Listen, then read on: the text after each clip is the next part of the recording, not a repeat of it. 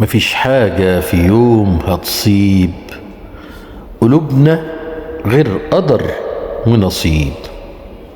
فليه نبكي على اللي راح ونحيا بجرح ماله طبيب؟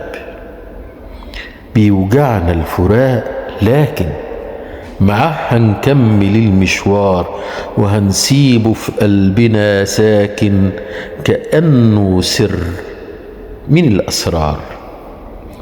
مع الذكرى الوجع هين بتطفي جوه شوق وحنين، وتخفي الدمع ما تبين.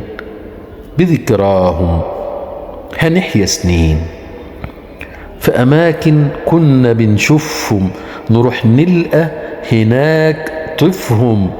بسرعة ايدينا تتشابك مع ايدهم، ونبض القلب يطربنا ويطربهم.